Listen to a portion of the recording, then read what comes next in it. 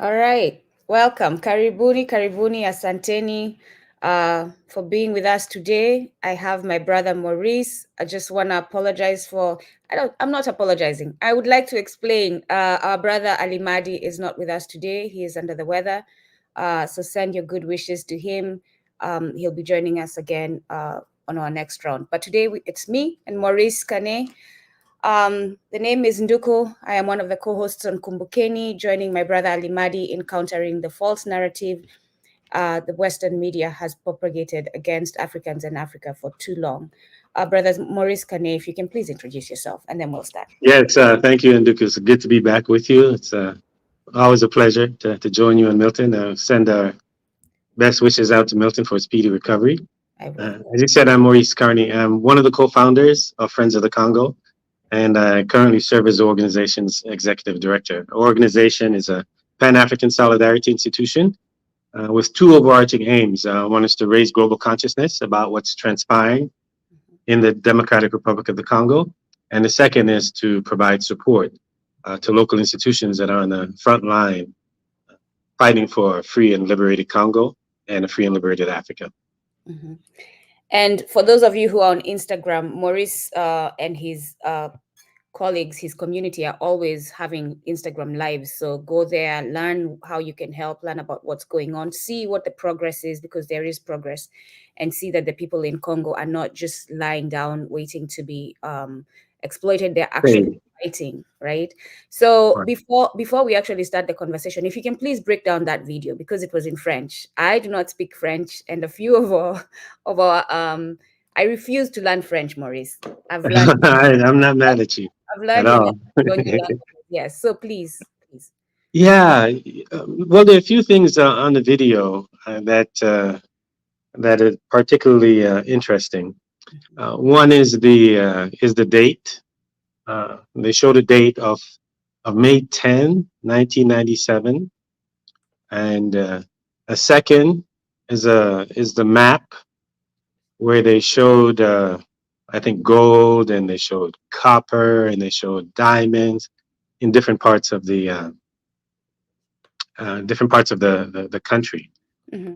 And then a third interesting thing on the video, you see a number of white folks in suits and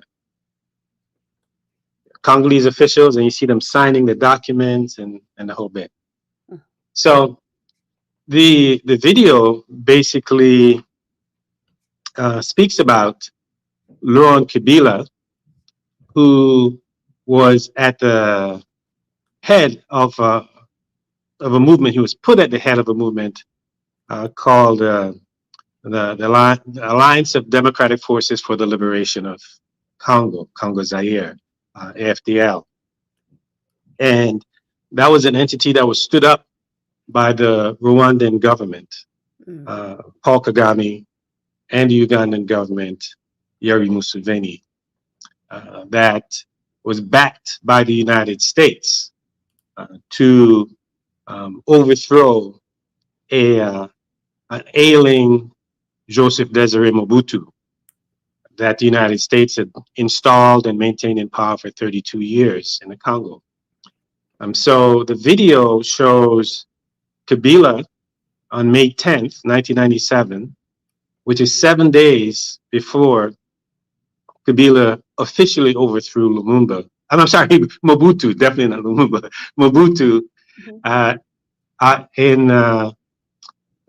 with the backing of the Rwandans and the Ugandans. And that shot that you saw there was a slice of what was happening at the time, because Mobutu's overthrow was imminent, right?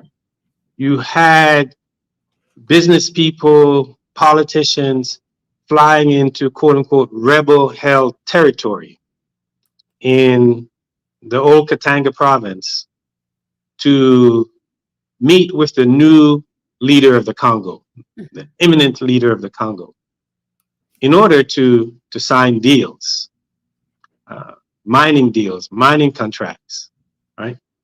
And that's really important. the framework that for people to understand that you have a leader in Kinshasa, in the capital, who's on his way out, is backed, it was installed and backed by the United States. And you have a new leader who's coming in, who is backed by US allies, Rwanda and Uganda, who in turn are backed by the United States. So they come in, when I say they, meaning the business people, the politicians, come in to sign the deals of who's going to get what from this war, a war that ultimately would cost the Congolese 6 million people. And there's a complimentary article to this video that goes more in depth. It's not related to the video, but it explains more what's happening in the video. It's called Friends in High Places, and it's published by Forbes magazine. So if you just go into your search engine, whatever search engine you use, and type in Friends in High Places, Forbes magazine, it gives you a breakdown. And what it shares with you, some of the details of it is, identifies a gentleman by the name of Raymond Boone. He had a company called American Mineral Fields that was based in Arkansas at the time when Bill Clinton was governor of Arkansas. And he was close to Bill Clinton and Hillary Clinton. Mm-hmm. And he had given the Kabila rebel group about $1 million or so, and his private jet, so that they can move as they feel in the Congo. And in return, he got concessions, a mining concession worth billions of dollars, right? Yeah. So the point of that is, and it's kind of interesting, the signing away of those concessions on the part of these rebel leaders who are not yet in power, harkens back to when Henry Morton Stanley had gone into the Congo and connected with traditional chiefs, where they signed away the Congo to King Leopold II of Belgium. Mm-hmm. Right? And wanted to show that, Ndugu, I know you'd asked to produce a number of companies. I already mentioned one, American Mineral Fields. Mm-hmm. And there are others that are going to come. American Mineral Fields out of Arkansas, that's connected to U.S. politicians, right? Who went into the Congo to connect with would-be Congolese politicians, the Congolese elite. The same Arkansas where Bill Clinton is from. Yeah. Bill Clinton had, American Mineral Fields it started out as a diamond company. They were mining for diamonds in Arkansas, and Bill Clinton made some gubernatorial decrees that facilitated Raymond Boone's access to land in Arkansas to dig for diamonds. He said they were like, I don't know, billions of dollars worth of diamonds or hundreds of millions of dollars worth of diamonds in Arkansas. It didn't turn out that way, but they have a relationship, right? Not only to Bill Clinton, not only to Hillary Clinton, but also to the Democratic Party. And what I like to convey and share is that there is a playbook in place, right? That in which these companies that we're going to talk about operate. And that playbook is really grounded in the global elite. Because when we talk about companies in the Congo, we're not just talking about the mining companies. We have to look at the whole supply chain.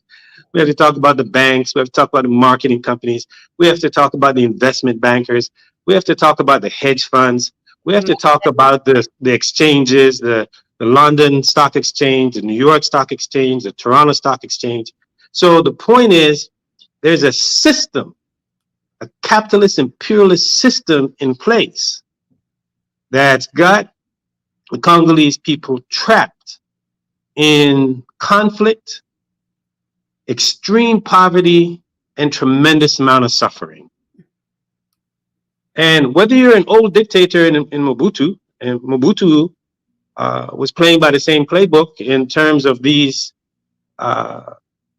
international finance capital representatives flying in and establishing relations. When Mobutu was installed by the CIA, 1965, there was Maurice Templesman, Mhm. the diamond dealer, the consort of Jacqueline Kennedy Onassis, the major contributor of funds to the Democratic Party, right? Yes. He had a special relationship with Mobutu that gave him access to the not only Uh-oh.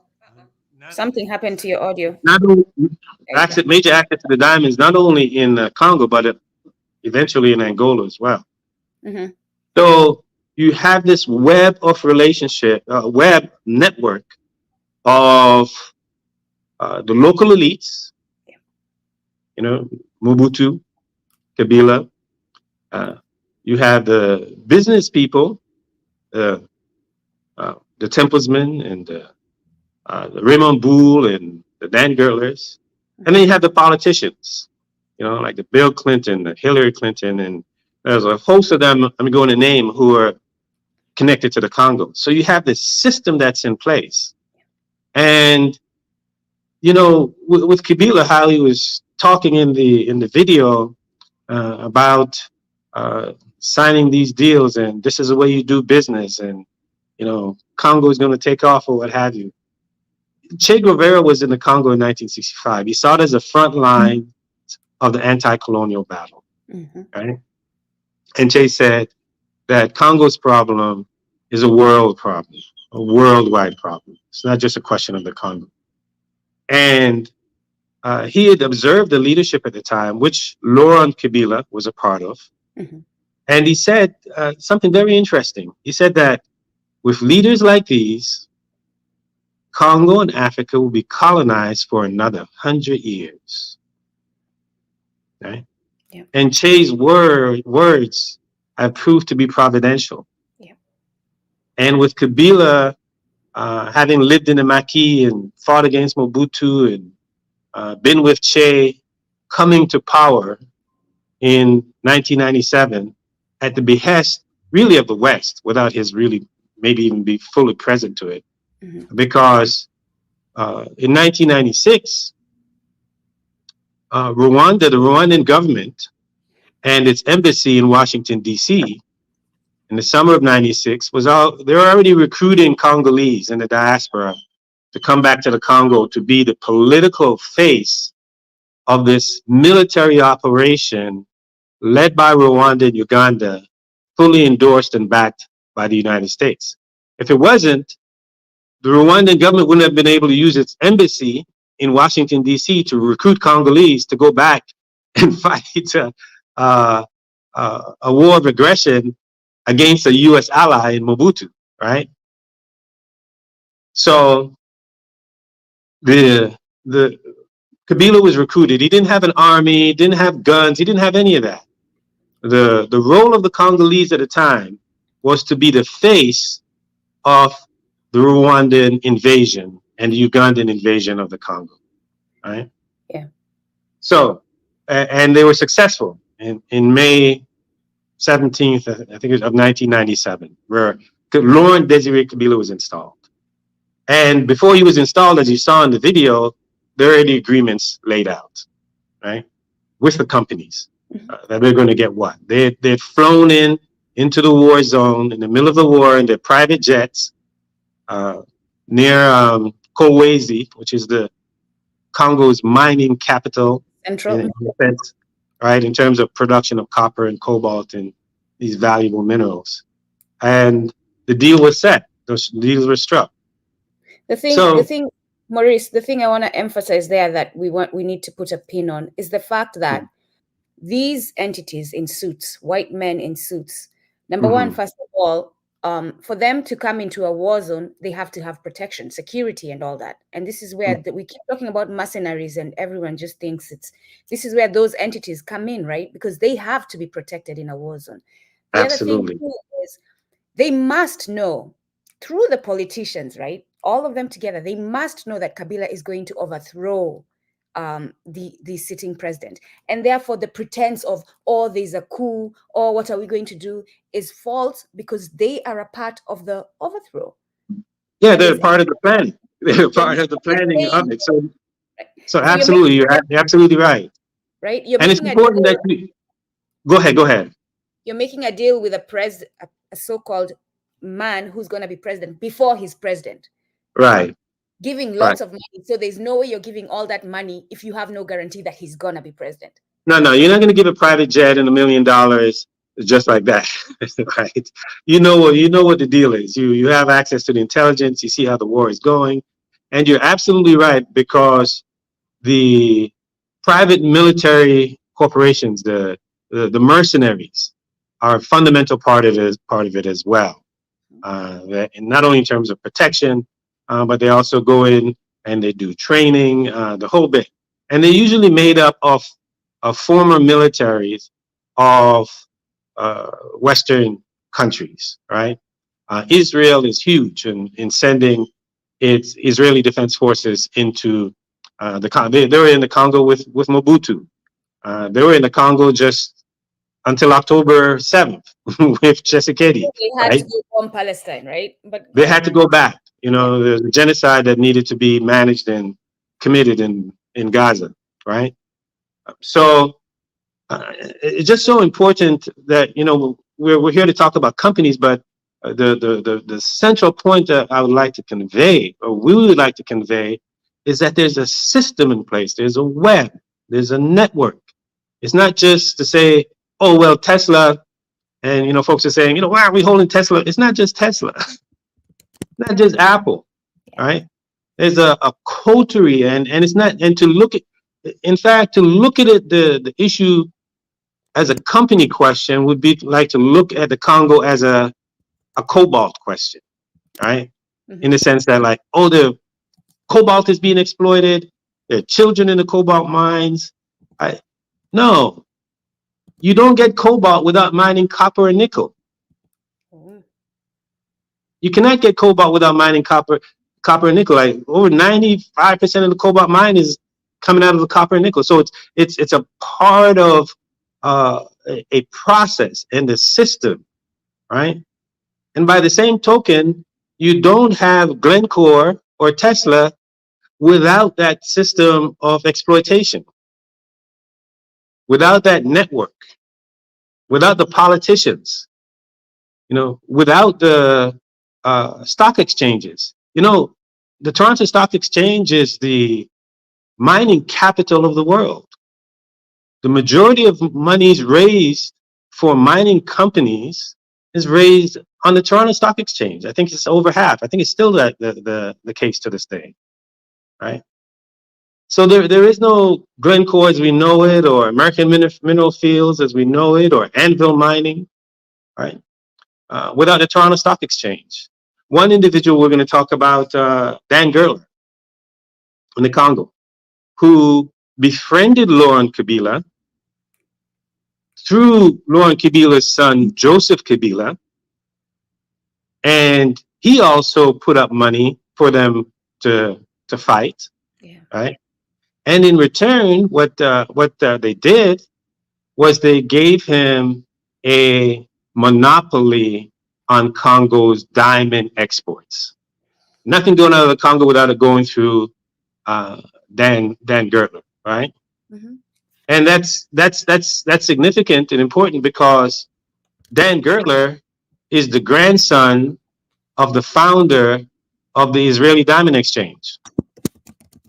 He's the grandson of the Moshe Schnitzer. He's the first president and co-founder of the Israeli Diamond Exchange. So that's his lineage, right?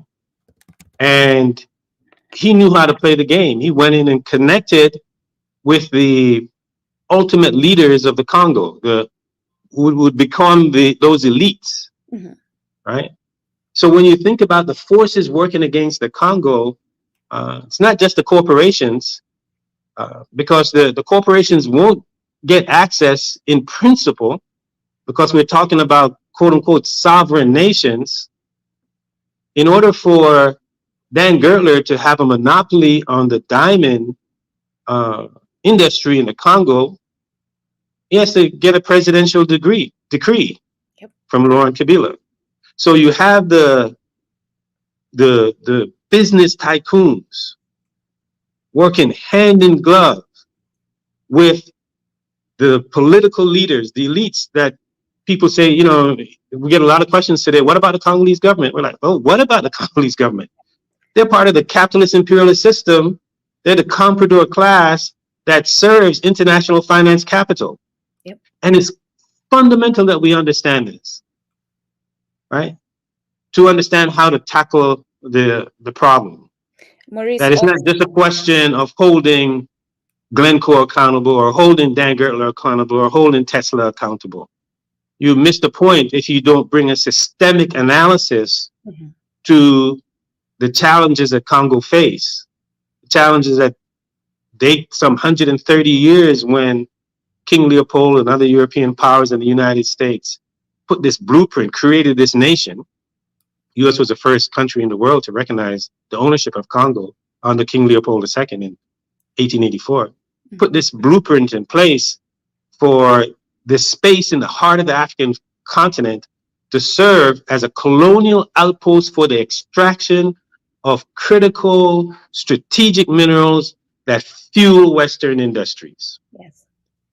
That's the blueprint. That's the 130 plus year blueprint that's in place today that we're organizing to overturn. Not a single company, right? Even though tactically you can go after companies, but if you go after companies without understanding the system that's been in place and all of the players along the supply chain, then Congo will never be free, and neither will Africa. Yeah, and as you mentioned, Kabila and the African government that is making the deal with the businessman, you also have his own government that is allowing him to go there and make that, because you saw in the video. You saw in the video. You saw in the video the politicians from the United States. Yes, There are members of Congress. There are members of the National Security Council, right? Absolutely, and these companies, like take a company like First Quantum, for example. It was in the Congo. It had gotten a mining concession from Joseph Kabila. Laurent Kabila was assassinated in 2001 in the Congo. He was assassinated on January 16th, 2001. Somebody was sending a message. Remember, Lumumba was assassinated on January 17th, 1961. Laurent Kabila is supposed to be one of those Lumumbis, right, who fought against Mobutu and was in the Maquis and everything, who was with Che Guevara. So they gave him a fitting farewell. We're going to send you off as close as possible to when we sent off your hero, right? And then his son, Joseph Kabila, took over. At the time, he was the youngest president in the world, 26 years old. The first two places foreign visits he made, Élysée in France, White House in Washington, right? So, but to go back to the point, so we don't go through too deep into the rabbit hole. To give you a sense, you were talking about the politicians. To give you a sense, you had First Quantum, for example, that had given mining concessions in the Congo. You had Barrick Gold, who had mining concessions in the Congo at one time. And sitting on their boards are people like Brian Mulroney, the former Prime Minister of Canada. On First Quantum. I think it's Barrick. Sorry, Barrick. You have people like Joe Clark, a former Prime Minister of Canada.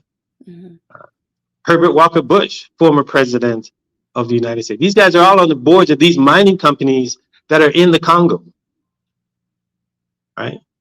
And recall I shared with you like the likes of Maurice Templesman, major donor to political campaigns to the Democratic Party.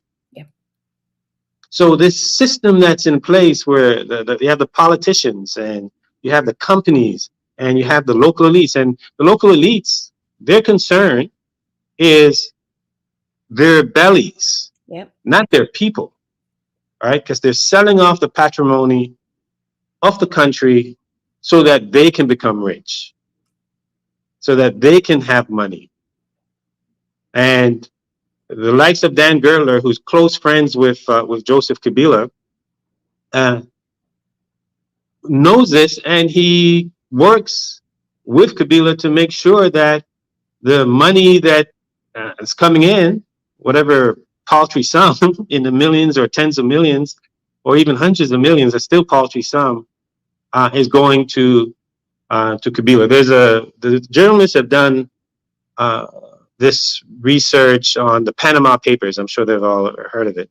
Mm-hmm. I think they did the Panama Papers, and then they did the Paradise Papers, all laying out the interconnections of the offshore companies, the wealth in the Congo's minerals being siphoned off to the likes of the Dan Gertlers. Now, since we're talking about Dan Gertler, to show you where this goes, Dan Gertler went from monopoly in the diamond industry because of his close relationship with Laurent Kabila and the son Joseph Kabila, and he expanded that relationship. We're talking now, in the early 1990s, early 2000, and then he got into the copper and cobalt sector, and he did that with one of his Israeli business partner by the name of Benny Steinmetz, who was very active in South Africa during apartheid era as a businessman.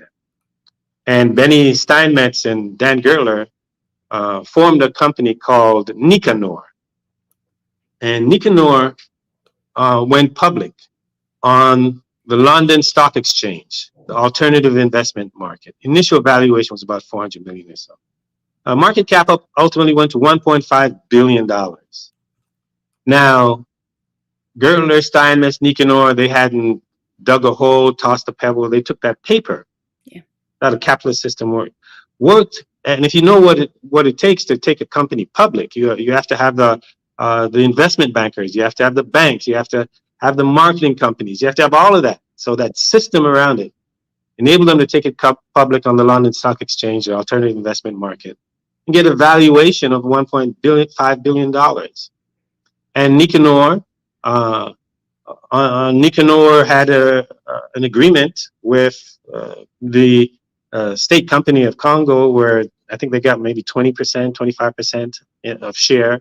Mm-hmm. On Nicanor's board, you had people who were close to Kabila, right? So you have now, even if you're playing in the capital markets, why couldn't the Congolese government and the state company or even established company to take it public for the benefit of the Congolese people? And that doesn't happen, right? That's not what happens. Yeah. And it's interesting, at the time, that $1.5 billion market cap is around 2007, 2008 or so, was the amount of the entire size of the Congolese budget for tens of millions of Congolese. Was about $1.5 billion, right? So just want to drive home the point again, and we're just talking about one slice. We're talking about one company, a few mines, right? Mm-hmm. And Gertler built his way up to the point where he became a billionaire off of Congo's riches. And he was so beyond the pale, Ndugu, in terms of his plunder of the Congo, mm-hmm. that even the Department of Treasury had to put him on the sanctions list, right? Because of his illicit practices in the Congo. Mm-hmm. Now, he was not only working with Joseph Kabila, the president of the Congo, and close to Kabila. Kabila invited him to his wedding. The news reports are saying there are only two white men at Kabila's wedding, and Dan Gertler, the Israeli grandson of the founder of the Israeli Diamond Exchange, was one. But he works with hedge funds. Mm-hmm. And before he got caught in the snare of the Treasury Department, the Department of Justice had fined a company called Zif, which is was a Wall Street hedge fund. It's now called Sculpture. Mm-hmm. And for corrupt practices in the Congo, they provided a slush fund to Dan Gertler and others, where Gertler, I think he was tens of millions of dollars, and he took some of that to pay off Congolese politicians so that he can acquire mines for pennies on the dollar. And what he would do with these mines that he acquired for pennies on the dollars, he would sell them to major mining companies, one of which is Glencore, which at I think up to a year ago, it may still be, was the largest mining company in the Congo, which has a history of its own, which we can delve into a little bit when we talk about politicians, right? Yes, yeah. So he established a deal with Glencore to the point where, even though he's on the sanctions list, the United States, he's, according to an article in Vanity Fair in the spring of 2023, he's still getting royalties from Glencore to the tune of $200,000 a day. Right? And this is in a context where, according to the World Bank, up to 70 million Congolese of the 110 million or so live on less than $2.15 a day. I was about to say, thank you for that juxtapose. Thank you. Yes. Right? So this one individual who's on the sanctions list of the United States, he was put on during the Trump administration, and then he was taken off when Trump was heading out of office. A major proponent of his to get off the sanctions list was Alan Dershowitz. Those of you in New York and in the US are familiar with Alan Dershowitz, right? And to the Biden administration credit, when Gertler was lifted off the sanctions list in January of 2021, they put him back on in March of 2021. Now check this, Ndugu. Today, but right? Quickly, before you explain that, he was taken off the sanctions list by Trump's government. Yes, and when Trump leaving office, when these presidents are leaving office, they can what do they do? Everybody can have a car. Everyone can have a car. Yes. You get immunity and a little bit. You get a list that you feel, folks, things you can do to let folks off the hook. Especially to the American audience, my point is, stop with the nonsense of I'm voting Republican or Democrat. They are the same people. They're the same people. Two wings of the same bird. If you're a member of Ubuntu, it's about time we start thinking, let's create our own. Anyway, Maurice, that's a conversation for another day. Go on. So check this out. So Trump took him off January 2021. Biden, to his credit, put him back on March of 2021. The Wall Street Journal reported in October of this year that Biden is thinking of taking him off the list right now. Why? Because he's got the access in the Congo, right, to critical minerals that the Biden administration, the US needs for the green energy transition. So he can facilitate deals with Saudi Arabia that would enable the United States to get access to those critical minerals that it needs, right? And this is in the context of a geostrategic battle for critical minerals in the Congo between China's Belt and Road Initiative and the United States Partnership for Global Infrastructure and Investment, what they call PGII, which is the United States' latest response to China's Belt and Road Initiative and China's expanding economic presence on the African continent. The first response on the part of the United States was its default, it's military. In order to compete with China on the continent, the United States established the Africa Command under Donald Rumsfeld and George Bush, which was taken up by President Obama once he got into office, and he put it on steroids, right? U.S. military presence on the African continent expanded some 2,000%. Yep. Right? And everything. So because of that geostrategic interest on the part of the United States, they're thinking about lifting the sanctions on Dan Gertler. Now, do you know who one of the staunchest advocates is for lifting the sanctions on Dan Gertler? I'll give you one guess. All right. Well, he's inside the Congo. He's inside the Congo. Yes, these folks are inside the Congo.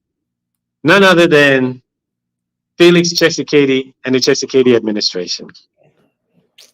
Right? They want those sanctions lifted off of Dan Gertler. Apparently, they established some deal with Gertler. He wrote them a check. And he threatened to not write the check anymore if they don't get it done. So here it is, this guy who's plundered the Congo, right? Contributed enormously to the impoverishment of the Congolese people, right?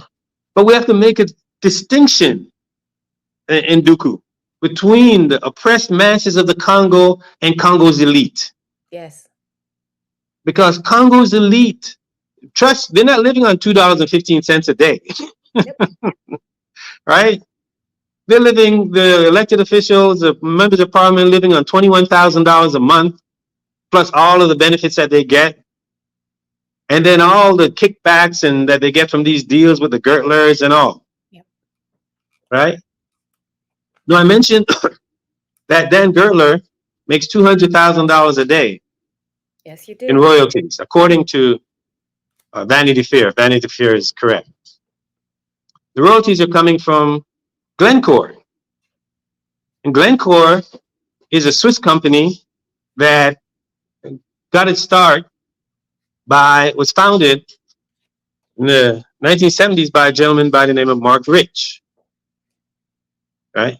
Yeah. The people in the American audience may remember Mark Rich. So now we are bringing in the Swiss. This is reminding me of Walter Rodney's How Europe Underdeveloped Africa. This is it's a global. That's why I'm sharing with you. We're talking about the global elite. The global elite. They're not confined by borders. No. Mm-mm. You know, they just like capital. The way capital moves around the world, they move like capital. You know, it's only us folks who are like the oppressed masses, the working class. Where we can't even move in Africa. Right? You know, if you're a Congolese trying to get to South Africa, good luck. You know what I'm saying? We can't even move in Africa, right? So we're bound by this capitalist imperialist system that our elites have adopted lock, stock, and barrel. You know, the likes of Nkrumah and Touré and Fanon was trying to smash with the United States of Africa. You know, they're like, the hell with these borders, right? Yeah. These are colonial impositions. We need to smash these things so that not only capital moves freely, but people move freely. Really, yes. You know, that we engage each other as Africans, right? So in any case, this company, Glencore, a Swiss company, now, it was founded by Mark Rich, and the American audience may be familiar with who Mark Rich is. When British President Mark Rich was a fugitive from the United States, living in Europe, living in Switzerland. He was wanted for tax evasion in the U.S. for, I don't know, tens of millions, maybe even hundreds of millions of dollars that he owed in taxes. So Bill Clinton, on his way out, gave Mark Rich clemency. Of course. Again, I was about to say, it probably was forgiven, but here we go. Go ahead. Mm-hmm. All right, so he gave Mark Rich clemency. So he's the founder of Glencore. This is the origin of Glencore. Mm-hmm. And Glencore itself, within the last few years, the UK Parliament itself fined Glencore, and actually UK, US, a number of countries, for corrupt practices, for corruption. So they fined them to the tunes of, I think, maybe even up to $1 billion or so. Mm-hmm. Right? And Glencore even had to settle with the Congolese government. I don't know, they gave the Congolese government maybe $180 million or something like that. Right? So the Congolese government, what is that now? The elites of Congo, not the government, to invest in infrastructure, the well-being of Congolese people, education. Nope. For them to buy. No, that same elite, yeah. Right? The Dan Gertlers, the Glencores, before the Kabilas, now the Tshisekedis, right? They come in. And these are the elites that Lumumba detested, right? Lumumba detested the elites because he said these elites, they come up and they acquire the homes and the cars of the former colonizers. Exactly. Right? He detested them. You know, that's why Malcolm said Lumumba was the greatest African that ever walked the continent, because they couldn't get him, they couldn't corrupt him, they couldn't entice him with all of these trappings that they enticed the elites at that time and these elites today. And the irony, Maurice, as you talk about Lumumba, and I remember that, is that they accuse him of corruption. Remember that. I don't even know who's But go accusing on. of corruption. That's just nonsensical, right? Mm-hmm. So uh, you have this system in place with the Glencores, with the Gertlers, with the local elites who are working against the interests of the Congolese people. Yeah. Because the Gertlers and the Glencores, as I've demonstrated, they got access with the blessing and the permission and the presidential decrees of these folks, of the Laurent Kabilas, of the Joseph Kabilas, of the Felix Tshisekedi, to the detriment of their own people. So why am I going into detail on this? I'm going into detail on this because it's not just folks who are saying, let's boycott this company. Let's boycott that company. Who are the companies? And we have a whole list of them. The United Nations published a list of 85 companies that it said it violated the guidelines of the Organization for Economic Development and Cooperation, the OECD in Europe, that it listed in a series of studies from 2001 to 2003 that documented the illicit exploitation of Congo's minerals. So as organizers, as those who are advocating for the Congo, what we're saying is that the ultimate solution that's in alignment with the pursuit, the 130 plus year pursuit of the Congolese, of them controlling their own affairs, of them fighting to control their land, to control their wealth, to control the decision-making process, to control their means of production. In alignment with that, right? We who are advocating for the Congo in solidarity with the Congo, that advocate not only to put pressure on the companies, which you should, but we know ultimately we want to strengthen the local institutions, to be in solidarity with the local institutions, so that they can bring optimum pressure to bear on their elites who are selling off the country for pennies on the dollar. Right? This isn't the first movement around the Congo. Remember, there was the Congo Reform Association at the dawn of the 20th century, where they were aghast. They were just disturbed and outraged. They were outraged of the plunder of the Congo by King Leopold II. It was plundering Congo's rubber to ultimately feed the auto industry. So they mobilized globally to get rid of the king, and they were successful. But Congo was turned over to the Belgian state. It wasn't turned over to the Congolese people. So we're saying today, over 100 years later, that if there's a movement around the Congo, this movement ought to be as a marker of success, that in the final analysis, the sons and the daughters are the ones who wind up owning the Congo, owning its wealth, owning its resources, owning the decision-making process. That's the ultimate solution. And if, imagine, Ndugu,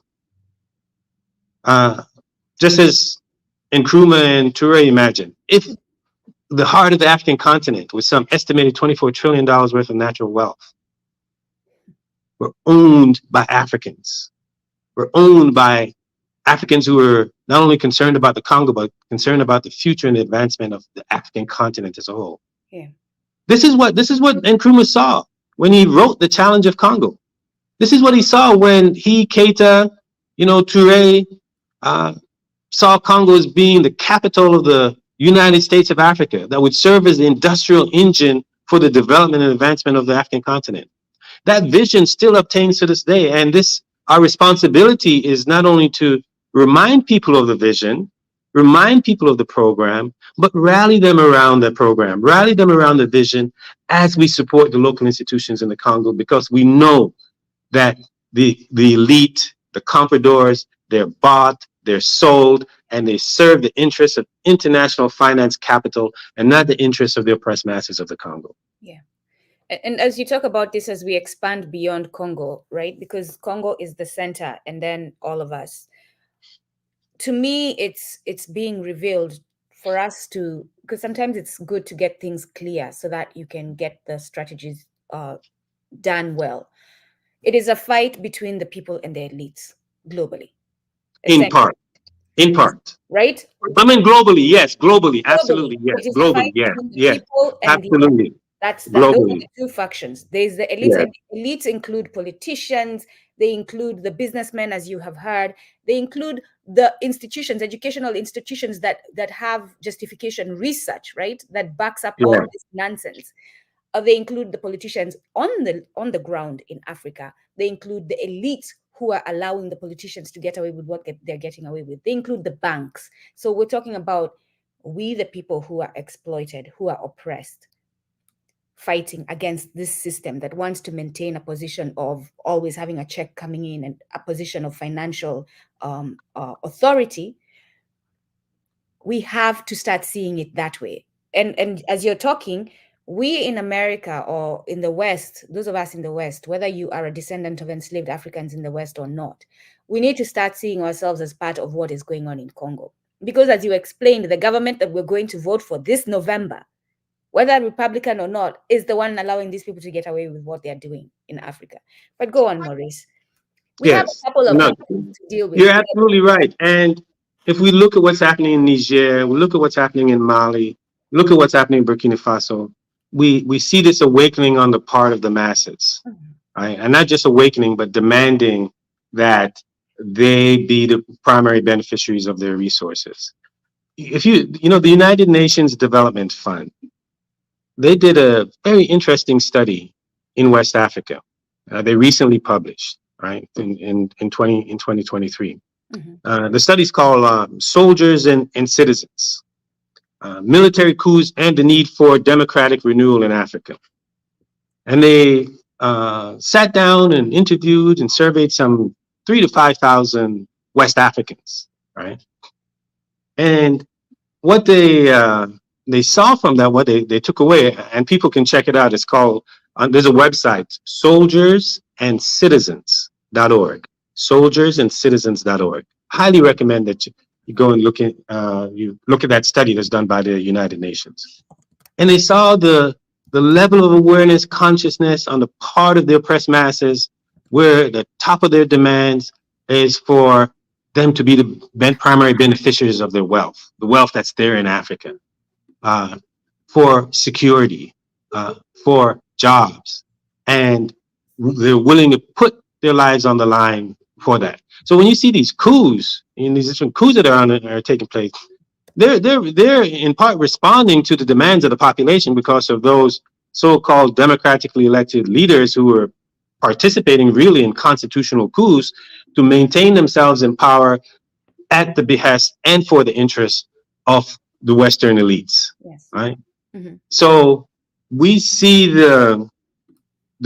how the embryonic stages of how the people are waking up and how they're mobilizing, how they're organizing in a way to overturn the system, because that's really the ultimate solution, to overturn the system. Yeah. With all due respect, it's not a boycott. I mean, we can boycott if we want, get something folks to do, right? And their tactics, we have to make a distinction between the tactics, and your strategies.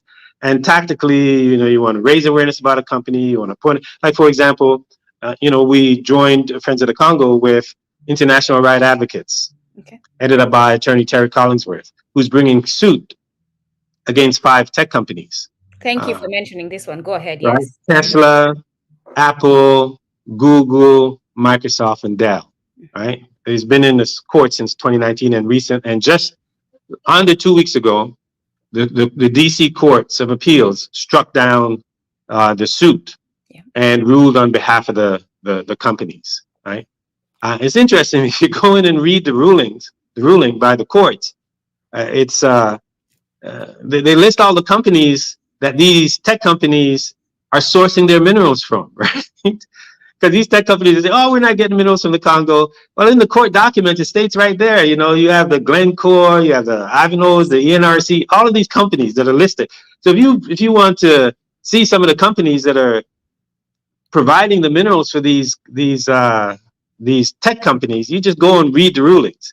Now, the ruling came down as a narrow ruling, according to Attorney Collingsworth. He said that it was narrow in the sense that the courts, the suit that was brought against these companies was brought on behalf of 16 Congolese children and their families who had, some of them died, some of them were injured, and they're involved in child labor in the Congo. So the suit, in essence, said that these companies involved in supporting child labor in the Congo. So the court, the judges, the three judges with 3-0 ruling said that the plaintiffs were well within their right to bring suit, right? They had a grounding for bringing suit against these tech companies. That's really important for people to understand. The companies would like you think like, you know, this is like, it was dismissed. They didn't have any case or anything like that. No, the judges said they had a case. Yep. Where the judges departed from the plaintiffs was they said that these companies, you didn't attempt to demonstrate and didn't demonstrate that Tesla was in a venture with the mining companies, that Apple was in a venture with the mining companies, as opposed to just sourcing, right? Okay, so I asked the attorney, I was like, well, you know, Attorney Collingsworth, we're clear that Tesla is in a venture with Glencore.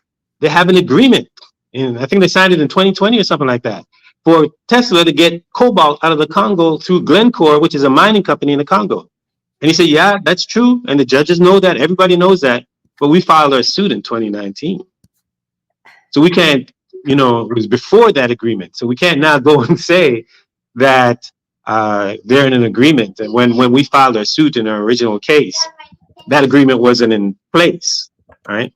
So we know that they're sourcing the minerals, and we know that they're ventures. So strategically, he's going to have to come back, and they're thinking about how they're going to come back based on the ruling, especially considering that the courts ruled that they have grounds for the suit.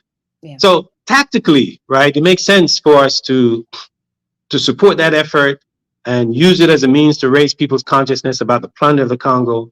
And as these people come in to learn about what's happening with Tesla and Apple, now it's our responsibility to let them know what the ultimate solution is, and and that this is you know, is not a sprint; it's a long distance run. I was listening to the CEO, Robert Freeland, of Ivanhoe Mines. He's a part of that partnership for global infrastructure and investment that I told you about, the United States effort to combat China in the Congo and elsewhere, where the United States and the European Union just backed the resuscitation, the rehabilitation of the rail line that runs from Kolwezi in the heart of the mining area of the Congo out through the Angola, the Lobito port. They call it the Lobito corridor, which is the first test on the part of the United States of its PGII in combating China. And Ivanhoe Mines is a company that shipped the first, transported the first shipment of copper from Kolwezi out through the Lobito corridor. They did that at the end of 2023.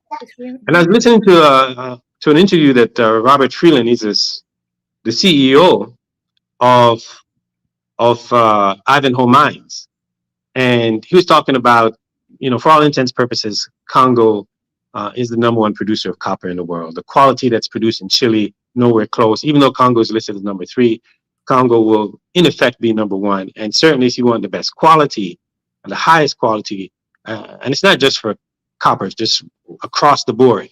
The reason why the United States got the overwhelming majority of uranium from the Congo for its atomic weapons during World War II. They were also getting uranium from Canada, but the Congolese was preferable because it comes with the highest quality, easy to access and to process, right? Yeah. So Robert Freeland was saying that in order to stand up a copper mine, it takes 20 years, a fully industrial copper mine. So you have these exchanges, you have these There's a time we worked with the Canadian Union for Public Employees, major pension funds. You have the pension funds that are invested in these companies. You have the investment bankers. You have the banks. All of them pouring, ultimately hundreds of millions, if not billions of dollars into these mines. Yeah. So do you think a boycott is going to overturn that? No, what we're saying strategically, what's going to deal with that? You may use a boycott as a tactic to raise awareness. I don't know. Mm-hmm. But what's going to make a difference is a strengthening of those local institutions, so that they can be a veritable force against the local elites. So where the local elites have to respond to the demands of the oppressed masses. Mm-hmm. And that's what we are sharing with folks, is strategically, that's the path we need to follow. As we raise awareness and,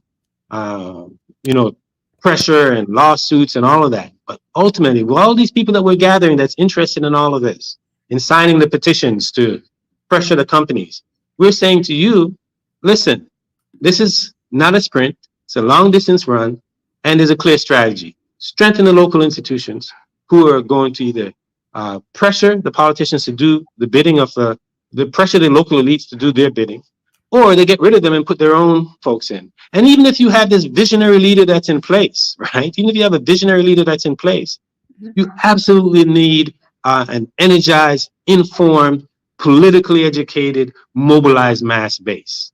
Because if you have a visionary leader that's in place, what history has taught us, Malcolm said, of all of our studies, history is best qualified to reward our research. The capitalists, the imperialists, they'll come and get rid of them. Yep. And put someone in place that serves their interests. Yep. So if the masses are not educated, if they're not informed, if they're not in tune, if they're not organized, if they're not mobilized, then the cycle will just repeat itself over and over again. So we're saying we need to put an end to the cycle. Yep. And putting an end to the cycle means mass political education, mass mobilization. And in the case of the Congo, we're calling on the global people of goodwill, global community, to come by the side of the Congolese people, to come by the side of those organizations that are on the front line and organizing and raising the consciousness of the oppressed masses in the Congo. Yeah. But Maurice has to leave us early today, so we can continue the conversation once he leaves with everyone in the chat. As you talk about this, oh goodness, the thought is about to get away from my head. Yes, thank you. You're showing the connection between the elites on the ground in Africa, the businessmen, the politicians and all that. And I'm thinking the judges as well. You're going to a judge who probably in some way is benefiting from these resources that are all over the place. So it frustrates me that, listen, I have said, and I say all the time, what are oppressive laws to the oppressed? In other words, I'm saying, and I again, F the law.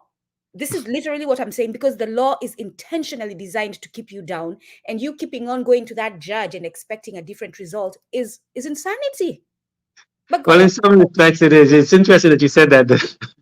When the case against Tesla and Apple was thrown out in, I think it was the summer of 2021, Attorney Collinsworth was saying that, hey, those judges that threw it out were in the hawk, with these companies.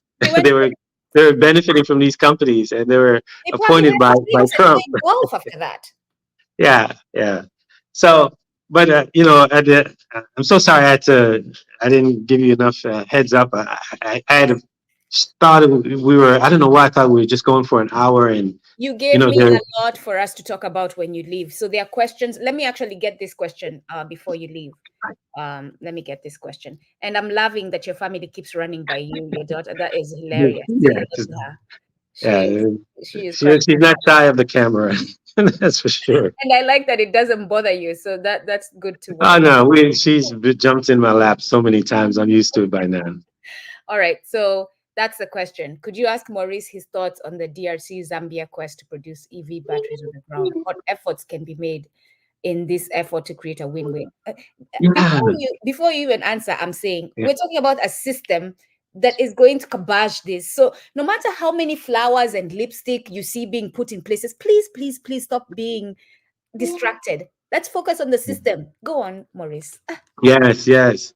So at the 2022 U.S. Africa Leadership Summit, it was announced an MOU that was issued between the United States government, the Zambian government, and the DRC government to exploit the copper belt and develop some, I guess it said it virtually integrated, basically produce batteries coming out of the region so that some value can stay and be captured locally. When it was first announced, a lot of my comrades, they were like, oh, here we go again. Africa's selling off its wealth to the West. You know what I'm saying? And I looked at the MOU, Ndugu. I read the MOU, and then later read the agreement that was published by the State Department, Anthony Blinken. And I was like, I mean, there's really, I even consulted with some Congolese who are deep in the mining sector, and it's like, there's nothing there really, because there's no money behind it. There's no investment. And so there's really not much there, around that deal. And if that's what they're coming up with to compete with China in the Congo, China, who controls 60%, 70% or so of the mines, and then that's not going to cut it. I think what I've seen, right, that could represent a step in the right direction on the part of Zambia and on the part of the DRC is for them. They need to get on the plane and go to Indonesia, and they need to consult with the Indonesian leadership. As we move into the green energy transition, the clean energy transition, nickel is crucial. Copper, nickel, lithium, cobalt. And what the Indonesians have said is very interesting. They said, we're not allowing any raw nickel to leave our country. We're going to process it here. Nice. We're going to refine it here. Yeah. And we're going to add value locally. When the Zambians and the Congolese start not only talking like that, and it takes a whole lot. It's one thing to talk, to put all of that in place. First, the number one need is energy. Yeah. Right? Yeah. And Congo has a lot of potential energy. Yeah. But they don't have much realized energy. Yeah. So the Chinese are working with the Indonesians to capture that value locally, right, through the nickel sector. And you know what, Ndugu? As a result of what the Indonesians said about capturing that value locally and no raw nickel going out, they're facing resistance from the European Union, who's bringing them to, I think it's the World Trade Organization, I believe, or some international body, bringing suit against them, saying that what they're doing, they cannot do as a sovereign country. All right. So it just gives you a sense of the resistance that's there. If Africans just start thinking on those levels, the resistance is there. So what the Europeans have done in the West, they make sure that those folks who get in leadership, like the Kagames and the Musevenis and the Tshisekedis, that's not even a thought for them, right? They got that covered. They're playing chess. We're putting our pawns are in place so that you can't even get to that level of thinking that you're going to move on adding value locally, even though the Congolese government said they're planning to do it. But I don't see how they're doing that. The actions are saying. I see movement with the Tshisekedi's family that's trying to capture mines in Kolwezi than anything else. Whether his brothers or family members all going to Kolwezi to claim mining concessions. That's what I see. As you say that, and I'm going to hold you here until I cannot hold you here anymore. So I'm not even letting you go yet. As you say that, I'm thinking of all these people. I hear them on Clubhouse. I don't know if you've heard of Clubhouse. It's a place where people gather to exchange ideas and just talk. And Oh, anyway, yes, yes, yes, and yes, yes. other places where we gather for conversations, and you hear Africans, WanaUbuntu in the West, in the United States, talking about, let's, even Africans ourselves who were born in the continent, and let's invest in Africa, let's go buy mines in Africa. And I don't know, Maurice, but again, that is becoming part of the problem, because you're not stemming the snake that is poisoning the whole situation. You're now just becoming a part of it. Like you're going to be a blackface who owns a part in a mine that is still oppressing the people where you are. And therefore that solution always frustrates me. But before you go, China molybdenum, please speak on them. Molybdenum. Yes, please speak on them. Yeah, probably the part of that that's most relevant for this discussion, and that gets to the core of the point that we're trying to drive home. And that point is the land, the wealth is not controlled by the Congolese. The affairs are not controlled by the Congolese. Like there's a whole rarefied game taking place above the heads of the Congolese people, Yep. right? Where they only feel the negative impact of. Yep. And China molybdenum is one example. So China molybdenum acquired the Tenki-Fungurume mines near Lualaba, near Kolwezi in the DRC, in the old Katanga province, old Katanga province. And they acquired that mine from an American company named Freeport-McMoRan, based in Arizona. And they made a lot of efforts to acquire the mine, Freeport that is. They drove up on the U.S. Embassy, who advocated. One of the attachés that was in the U.S. Embassy was pushing the Kabila administration gave the concessions to Freeport. She ultimately left the embassy and went to work for Freeport. I think you had the Export-Import Bank in the U.S. that was behind providing capital for the deal. In fact, the report, it was such a blockbuster deal that involved so many players in the U.S. that the reporter from CBS, Dan Rather, did a special report. He went to the Congo to do a special report on it called All Mines. I don't know if it's still available on the internet, but if you type in Dan Rather, All Mines, you may get some information about it, right? So the U.S., in fact, the Financial Times had reported that this mine owned by Freeport-McMoRan was on the U.S.'s top 20 terrorist protected site. Right? That's what the Financial Mind said. So Freeport, 2016, 17 or so, ran into debt. So they sold the mine to China molybdenum for $2.5 billion. Okay? When we were advocating or organizing in support of the people who were displaced by Tenki-Fungurume mine, who were promised housing that they didn't get, who was promised health care that they didn't get, who was promised schooling and education that they didn't get, right? We were going, reaching out to folks at shareholder meetings at Freeport to try and get some modicum of justice for the people. So now, here it is that without a say of the local community, the Chinese now own it.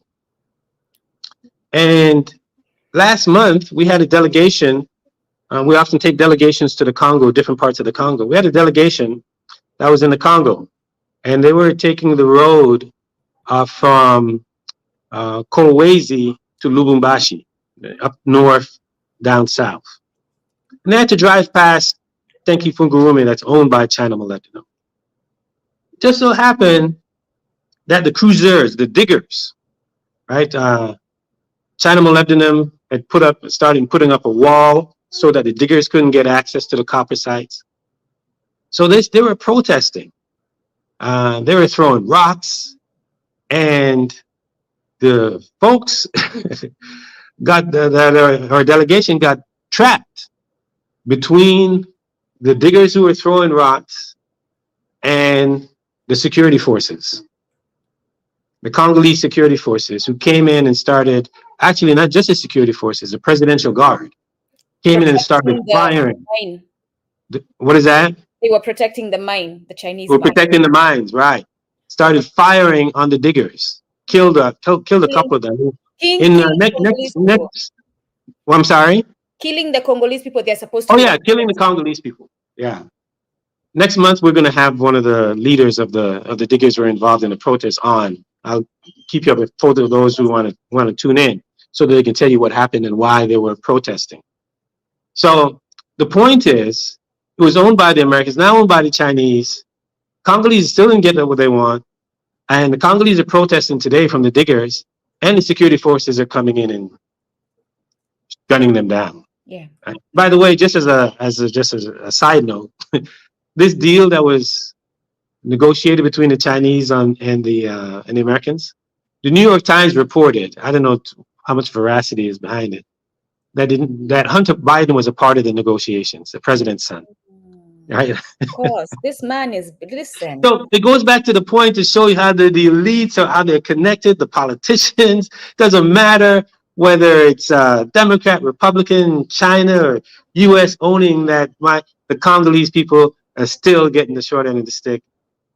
That's why we have to focus on bringing support to those on the front lines. That's why we're going to talk to the diggers next month, for them to share what's happening in Lualaba, what's happening at Tenki, what kind of support they can use from us. At the very least, we need to let people know this is what's happening, so that they can see, like, hey, these folks are catching hell at the bottom, whether it's U.S. companies or Chinese companies, and the security forces are still coming in and gunning them down, right? Because that's their job, to protect the property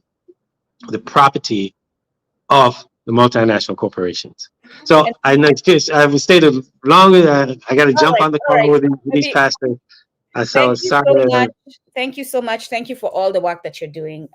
Being someone who's doing the work as well in my own capacity, I know it's exhausting, Maurice. We have no choice. We have no choice. We have no choice. Can you please let them know this? We have no choice. No, there is no choice. Just think about it. Think about it. You have 6 million Africans who have perished in the heart of the motherland, in part because of scramble for resources. Half of them children under the age of 5. Hundreds of thousands of women raped as a strategy of war. Nearly 7 million internally displaced. Right, about 25 million in need of emergency support and of assistance, right? And you have 70 million Congolese living in abject poverty, extreme poverty, while there's $24 trillion worth of natural wealth in their soil.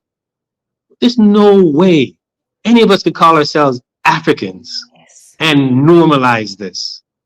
And we normalize this, Ndugu, when we're silent. We normalize this when we don't raise awareness. We normalize this when we don't organize to stop it. We normalize this when we don't come to the side of the Congolese. So I'm just talking about at the base level. To call yourself an African and to normalize the suffering that's taking place in the heart of the motherland, those two, it's contradictory. To call yourself a human being, to say you're concerned about other human beings, and you normalize this. So, as Dr. King said, we have to be maladjusted. The moment, the conditions, and the situation demand that we be maladjusted, that we don't adjust to this. We don't adjust to this level of plunder, where one Israeli billionaire makes $200,000 a day, while 70 million Congolese make $2.15 a day. You got to say something about that. And if an organizer comes to you and say, this is what's happening, can you hook me up and let me speak to your university? Let me speak to your high school. Let me speak to your club. Let me speak to your community, your sorority, your fraternity. so that I can maybe get 1 or 2 people in there that's going to be a part of this movement to fundamentally change what's happening in the heart of the motherland, where Fanon in his African World Revolution said, the fate of all of us is at stake in the Congo. I'm with Fanon. I believe what Fanon said. And if the fate of all of us is at stake in the Congo, I'm going to get to organizing to change what's happening in the heart of the African continent. Speaking of going to speak, I'm going to connect you with a school here in the US that would love to hear from you. The teachers there are educating them about what's going on in the Congo. Fantastic. So love that. So, for me again. So for everybody, go to freecongo.org, freecongo.org, join this movement. It's a movement that's as important today as the Free South Africa movement was yesterday. It's a movement not just for the liberation of Congo, for the liberation of Africa. Free Congo, freecongo.org. Let me put that up. Let's have that one as the new one. All right. Thank you so much, Maurice. We're going to continue discussing in the few minutes that we have left. I'll look at the chat. We'll see what's in there. I guess I'll give my thoughts. But yes, thank you so much. Have a nice day. All the best. Sending you health, perseverance, and the warrior spirit to continue. Absolutely. Health is number one. We can't do this without good health. As Brother Milton, we'll send positive energy, healing energy to you, Brother Milton, as your testimony. We can't do this without good health. Yeah. All right. Siku njema. Kwaheri. Okay. You all heard it. So let me see what's in the chat. And if you want to come up for the few minutes that we have, about 12, 13 minutes that we have, I'm looking at the email. I haven't seen any requests to come on studio. Yeah. Yes. Let's see. And for those of you who want to just cause like some friction in the system, not necessarily the big fight, there's a walk tomorrow, a protest tomorrow in New York City. Let me see whether I have the information. Again, so that we are not silent about Congo. There is a I guess Alimadi is with us. Alimadi, all the best to you. Feel better. Let me see. Someone sent me that link this morning. Yes. So tomorrow at the United Nations Monday, March 18th, from 11 a.m. to 3 p.m., there's going to be a protest in the city. If you want to, putting some numbers in the chat, if you want to participate, reach out to the organizers. Let's do this, right? Let's get you all acting if you can. 66, that's one of the numbers. Here's another number. 475 5837. Reach out to them, see how you can participate. 973 722 2298. There you go. And as I mentioned before, and as it was revealed, it says genocide in the Congolese community of New York City is gathering to address the genocide in the DR Congo. Corrupted multinationals, Paul Kagame and Museveni killed over 13 millions of Congolese. Join us to break the silence. So that will be the purpose for the protest tomorrow, breaking the silence. Asante sana Alimadi. So again, the thing I want us to go away with is we are addressing the system. That was the main focus of Maurice's talk to us. We are addressing the system. We're not talking about this African country and that African country are joining to start this, oh, Congo is going to benefit from it. No, because the system is still existing, right? And as you saw, the system has the Western nations, the system has, China is in there. The system does not, it's not just white folk, right? It's these foreign entities, and they are coming in business suits as businessmen, Dan Gertler. They're coming as banks who are helping them move this money and store this money. They're coming as, for those of you who buy diamonds, by the way, here's an easy one. Here's a very easy one. If you're an African, stop buying diamond rings. There's an easy one. Here's an easy one, right? Because we talk about the phone. We're talking about let's stop using the phone. And a lot of us are like, okay, so how am I going to communicate? That's a little challenging. But getting rid of diamond rings, diamond earrings, diamond necklaces, diamond whatever is not hard. Stop it today. If you care about what's happening in Congo, get rid of your diamond everything, right? No, I'm talking about don't purchase it moving forward. Help that industry, because you can't say it's going to affect the Congolese people. As you can see, they're not the ones benefiting. They're living $2 a day. So you destroying that industry is not going to make a difference in the life of the Congolese people as far as whether their money will be taken away or not. In fact, it's going to give them a break because then there's no use for the mines. But you not being a part of that system is going to take the money out of these politicians, the elites. Dan Gertler's money is going to, that's where you're going to hurt. The people who are making the money from the diamond industry is who you're going to hurt. Again, I am sorry to go here, but the Jewish merchants in New York, that's who you're going to hurt. Because it's not like they don't know where the diamonds are coming from, right?